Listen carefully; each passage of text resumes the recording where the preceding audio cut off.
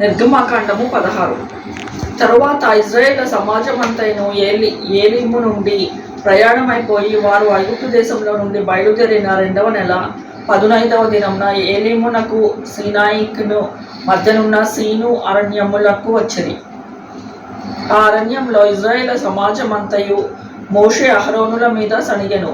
ఇజ్రాయేలు మేము మాంసము వండుకొని కుండల యొద్ద కూర్చుండి తృప్తిగా ఆహారము తినున్నప్పుడు యెహోవా చేతి వలన ఏల చావకపోతేమి ఈ సర్వ సమాజమును ఆకలి చేత చంపుటకు ఈ అరణ్యంలోనికి మమ్మను అక్కడి నుండి తోడుకొని వచ్చితురని వారితోననగా, యెహోవా మోషేను చూచి, ఇదిగో నేను ఆకాశము నుండి మీ కొరకు ఆహారమును కురిపించదను, వారు నా ధర్మశాస్త్రం అనుసరించి నడుతురో లేదో అని నేను వారిని పరీక్షించినట్లు ఈ ప్రజలు వెళ్ళి ఆనాటి భత్యము ఆనాడే కూర్చుకొనవలెను, మరియు 6వ దినమున వారు తెచ్చుకొనిన దానిని సిద్ధపరచుకొనవలెను. వారు దినదినమున కూర్చుకొని దానికంటే అది 2 వంతులై ఉండవలెనెను. అప్పుడు మోషే అహరోనులు ఇజ్రాయేలందరితో, యెహోవా ఐగుప్తు దేశంలో నుండి మమ్మను బయటికి రప్పించెనని సాయంకాలం మందు మీకు తెలియబడును. యెహోవా మీద మీరు సణిగిన సణుగులను ఆయన వినుచున్నాడు. ఉదయంన మీరు యెహోవా మహిమను చూచెదరు. మేము ఏ పాటి వారము, మా మీద సణుగనేలా అనిరి. మరియు మోషే, మీరు తినుటకై సాయంకాలం నా మాంసమును ఉదయమున చాలినంత ఆహారమును యెహోవా మీకు ఇయ్యగలము.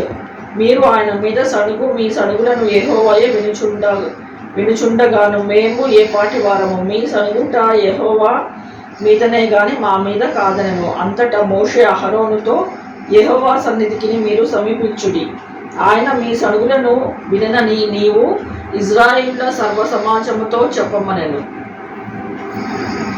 అట్లు అహరోను ఇజ్రాయేలు సర్వ సమాజముతో మాటలాడుచుండగా వారు అరణ్యము వైపు చూచిరి. అప్పుడు యెహోవా మహిమ ఆ మేఘములో వారికి కనపడెను.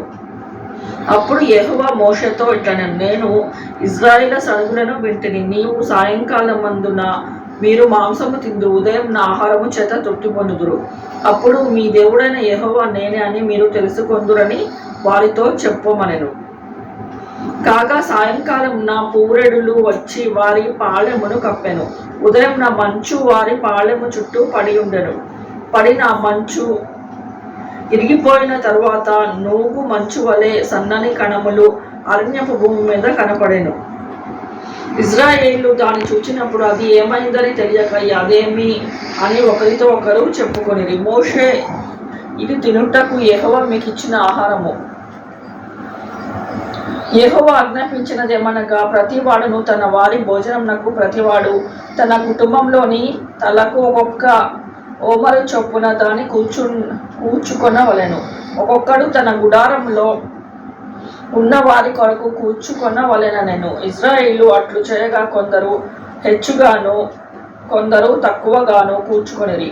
వారు ఓమెరుతో కొలిచినప్పుడు హెచ్చుగా కూర్చుకొను వారికి ఎక్కువగా మిగిలలేదు, తక్కువగా కూర్చుకొనిన వారికి తక్కువ కాలేదు.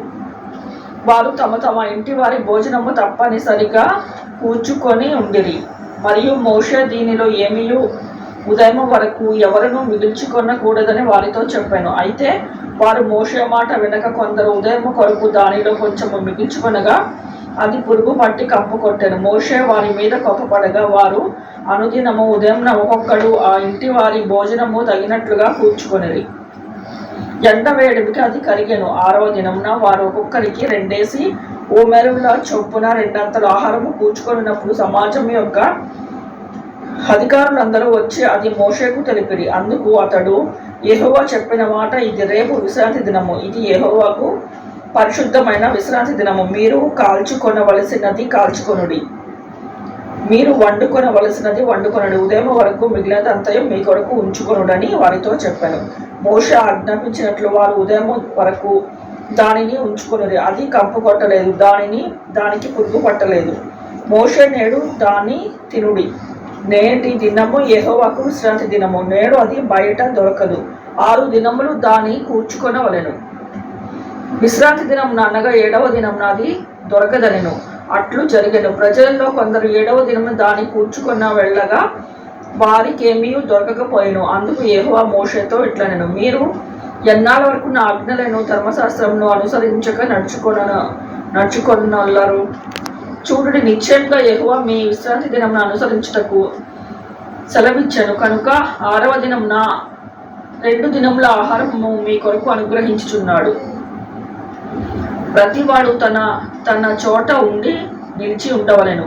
7వ దినమున ఎవడునూ తన చోట నుండి బయలు వెళ్ళకూడదనెను. కాబట్టి 7వ దినమున ప్రజలు విశ్రమించిరి. ఇజ్రాయేలు దానిని మన్నాను పేరు పెట్టిరి. అది తెల్లని కొత్తిమీర గింజ వలె ఉండెను. దాని రుచి తేనెతో కలిపిన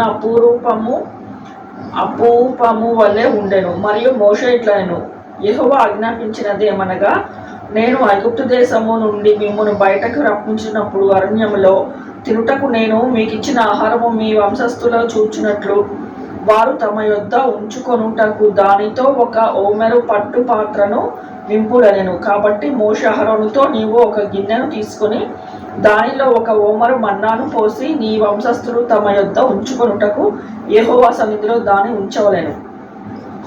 యెహోవా మోషేకు ఆజ్ఞాపించినట్లు ఉంచబడుటకు సాక్ష్యపు మందసము ఎదుట అహరోను